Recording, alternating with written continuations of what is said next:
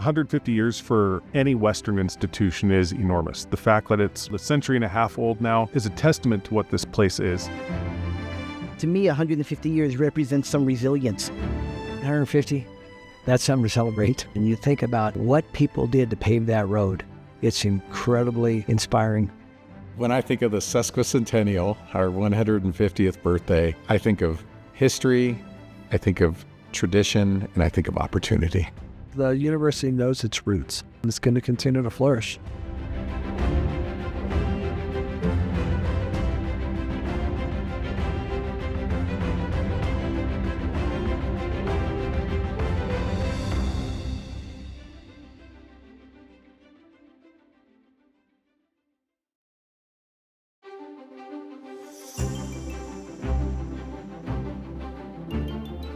I think that the university is a symbol of what our state is and what it represents.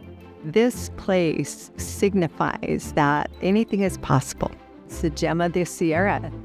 If you want to come to a place where you can be you, whoever you are, this is a place for you. Today it has that recognition across many different fields. So the people who live here in Reno and in the state of Nevada have an institution to be proud of. When it comes to trying your best to be excellent, there's no better place. I think that it is maybe the greatest, biggest little campus there is.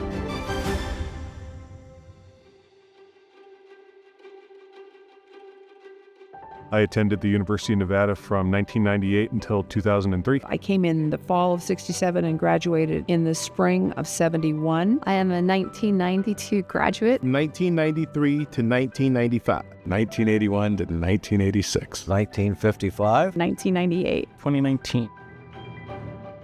I actually can remember the moment. It was almost like an epiphany. I was walking by Manzanita Lake behind Jot Travis Student Union. Reno was the farthest thing on my mind. Here I am, this little skinny kid from Southeast Texas, and it wasn't even on my map. Coming up here as a little boy, I mean, it was a really big place and a place that I thought that I would never be able to come to. Our building just used to be the parking lot when I came, and now it's a beautiful, gorgeous building. And also background view of the Mount Rose with the snow cannot be ignored. I came on one of the Greyhound Nevada-bound buses. Just in time, got into Reno as the sun is cresting right over the cityscape. Once I decided to take a trip here, I just fell in love with the place right away. When you look at the campus, how beautiful it is, the quad patterned after the University of Virginia, has always been stunning, is still stunning. And the river through the city and Manzanita Lake. Everything about it I loved. I just felt like I was custom made to be here. When I graduated from high school in 1981, this was the place for me. I'm seeing this beautiful sunrise over the campus, and I'm sitting here, I'm like, this is awesome. You have a feeling when you go someplace and it's your place, and this was my place. I was home.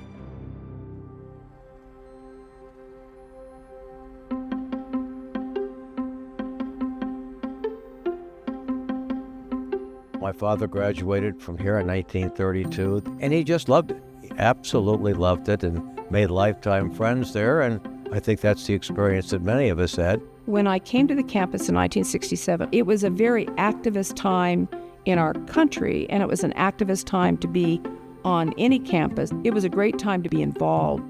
When I was there in the 50s, it's a fraction of the size it is today. You got to meet people, and I enjoyed that. That's kind of, I spent a career of meeting people. When the statue on campus was unveiled, it was a very emotional experience. I just thought about my dad, how proud he would be. My wife was there, my family was there. It was a celebration, and I'm profoundly grateful. Being a citizen of the Tamok tribe, this is home, right? For generations, this has been home. So there's the legacy aspect of why I came here. My dad did it. I wanted to go get my degree here too. I take immense pride in that as well. When I think about the time I attended the University of Nevada, Reno, it was very engaging in terms of how you were able to take your learnings immediately from the classroom to the workspace. There were lots of learning opportunities for me, both in the classroom, in student government, and also just participating in the greater community. I was 17 years old actually when I came to campus. I felt like this world was so big. I felt really out of place, honestly. I remember thinking campus was huge. I had 5 classes and they were all in different parts of campus. But I always felt comfortable here. I always felt safe, and I just felt so energized. I always had counselors here, and that interaction was key to help me grow, be prepared, be responsible, be independent, particularly as somebody who's trying to figure out, what my major was going to be, where I wanted to go, what I wanted to do. That was important to have that support. As I became more comfortable with campus, I realized that campus is very tight-knit. Everyone is your friend here and people care about you genuinely, but also the things that we're doing here are changing the world every day.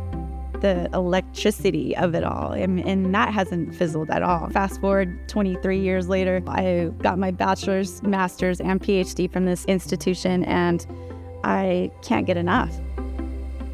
I still take, from a foundational standpoint, what I learned on that campus. I got challenged, I got pushed, I got encouraged, but most of all, I grew. My education at the University of Nevada meant a great deal to me. It served me well throughout my career and my life.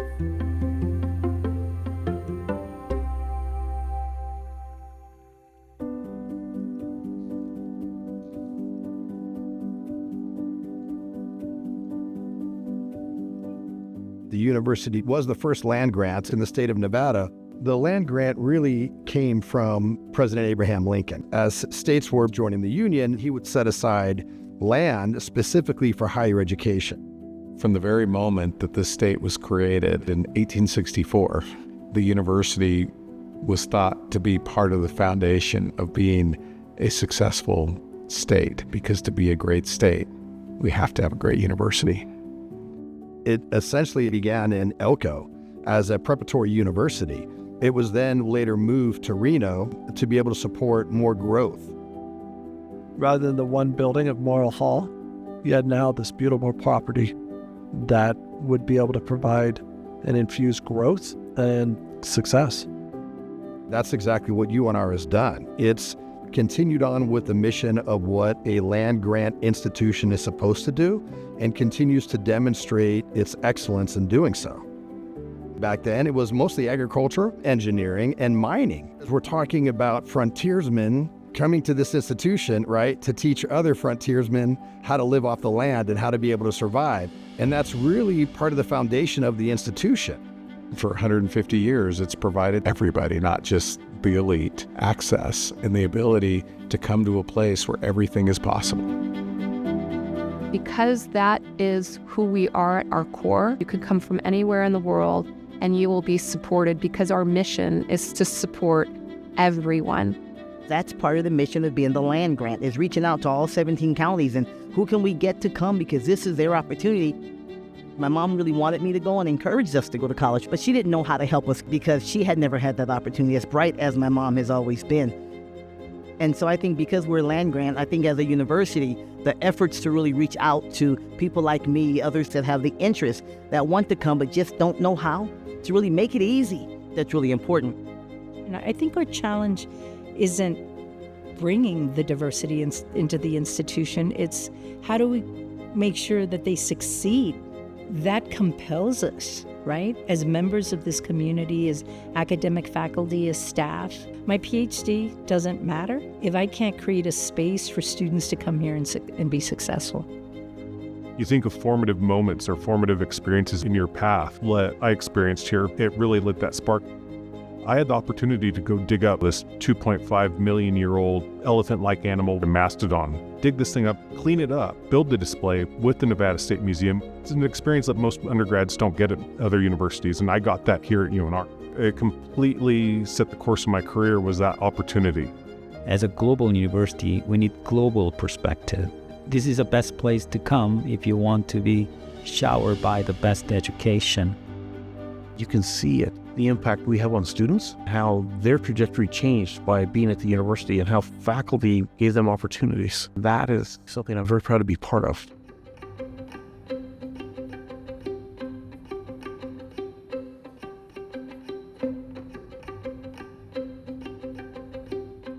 The R1 Carnegie status is recognized throughout academia as highly acclaimed.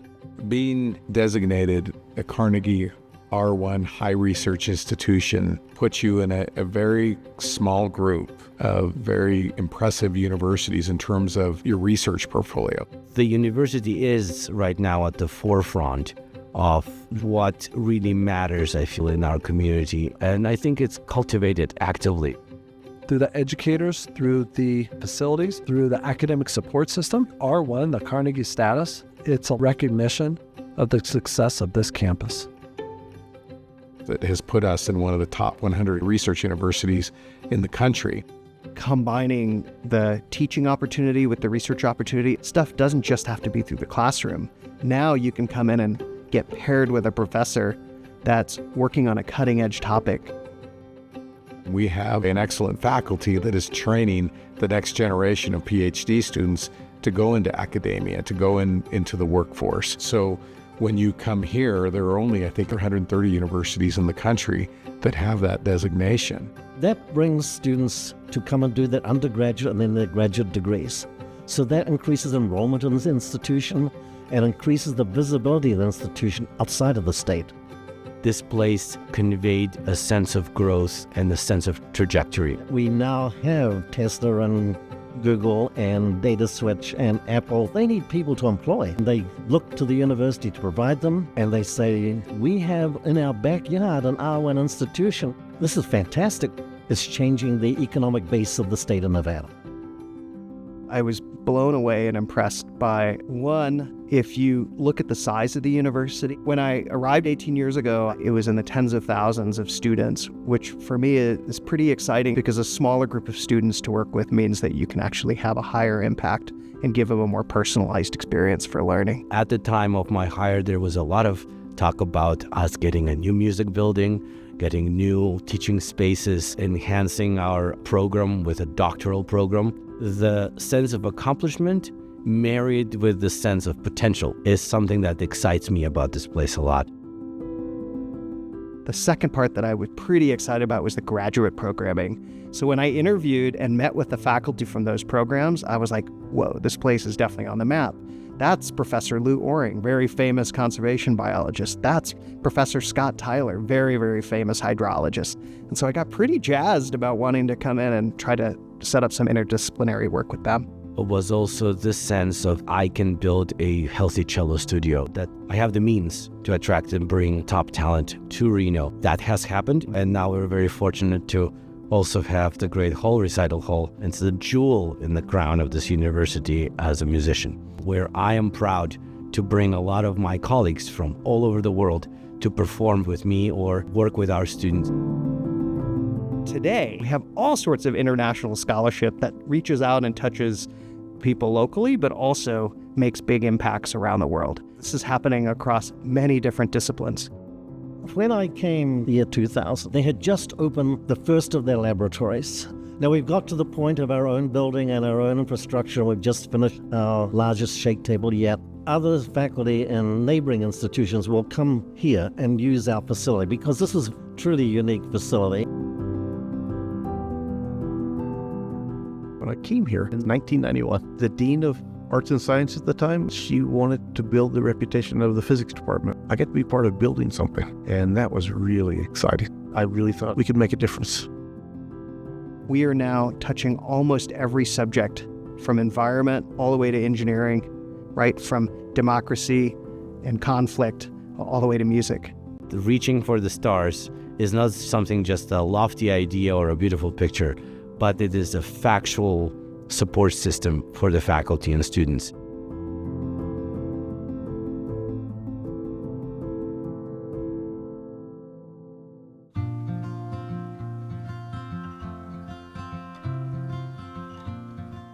Northern Nevada. The University of Nevada's got that kind of personality that it can grab you and hold on to you, and you don't want to leave.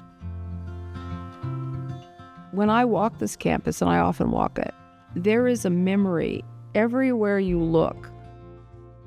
You know, you can go back in time to when Morrill Hall was the only building on campus. The history of this state has been inextricably intertwined with this university. merging those new buildings, the Knowledge Center and the Student Union, with the old Morrill Hall, the quad buildings. That really speaks to what this campus is about. We have such history, but we also have such a future. Students now get to be a part of this legacy. There's pride in that. So this is the 2023 Artemisia. It goes back to 1899. It was a yearbook for the university, but it was discontinued in 2008. When I became the ASUN president, I wanted to use my platform to restart the yearbook. We created this 232-page document to showcase not only what we thought was important for us, but also to appreciate the evolution of what our university has become since its start, and especially since the Artemisias in 1899.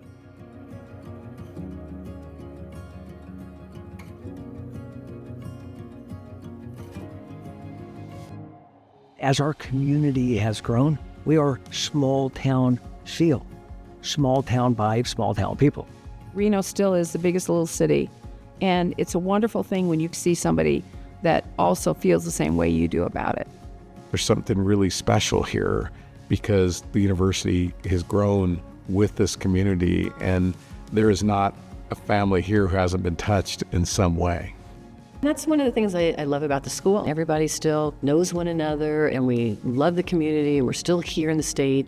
That shared part of our DNA goes to our excellence. When you come to a college campus such as this, it's a family, it's nurturing, and of course it shapes you. And you see that vibrate right through our university, all through our community. And that's why even if you leave, people come back. Even when you're away from home, you'll feel like you have a family. It's pack mentality. Nobody can do it without the support of people around them. And that's what I had when I was struggling up a hill. But a student came up behind me and said, "Let me give you a push." You know, being part of a pack means taking care of the members of the pack. When we talk about the word wolf pack family, that's really what it is. Being a part of the pack is everything. Everything. Like, you know, if you get lost, they're going to come and get you. And that's the beauty about being a part of the pack. You feel it when you first get here, you feel it when you attend here, and you feel it when you leave here. Our pack continues to grow and evolve, but once you're part of that pack, you're part of it forever.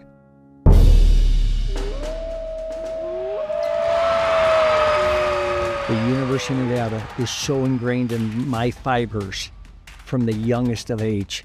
I remember vividly getting in the car with my father and driving up to Mackey Stadium. I think my greatest memory, without a doubt, were attending the football games. I attended all the games. There is nothing that can move our community and bring our community together like Nevada athletics. There was nothing like that crowd and that energy. It was like being at a big time concert. Everything they did was a #1 hit, and we would just go crazy.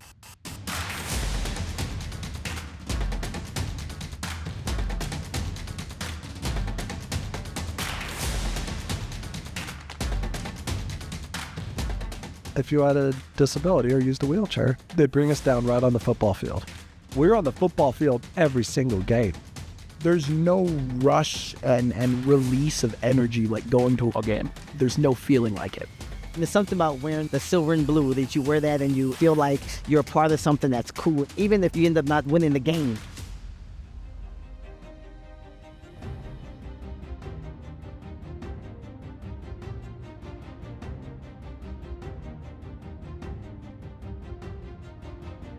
Old, young, in college, out of college, everyone is fighting for the same thing. Everyone is wishing for the same thing. You're screaming your head off.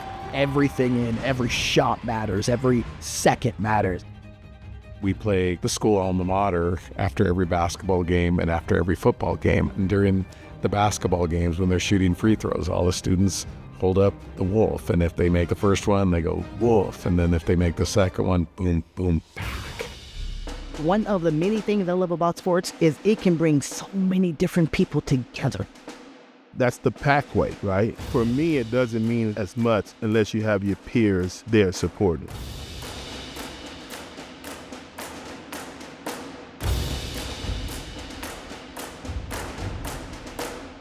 We've had baseball players who've gone on to play in the major leagues. We have swim and divers, cross-country athletes and track and field athletes that have gone on to participate in the Olympics and represent the United States of America. We have basketball players that have gone on to play in the NBA and play professionally. It just is an amazing legacy. I tell people we got one team, that's our Wolfpack. These coaches and these players are out there and they're fighting for your university, obviously, but you're fighting for your community.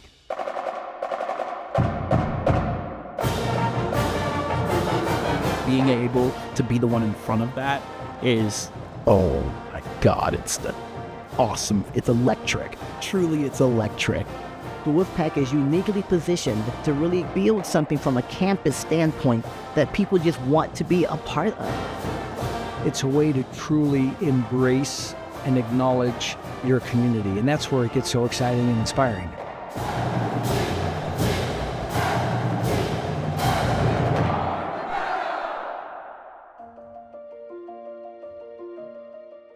You know, I talk about the silver thread that connects me as a graduate in 1986, connects a graduate in 2024, connects as a graduate in 1900.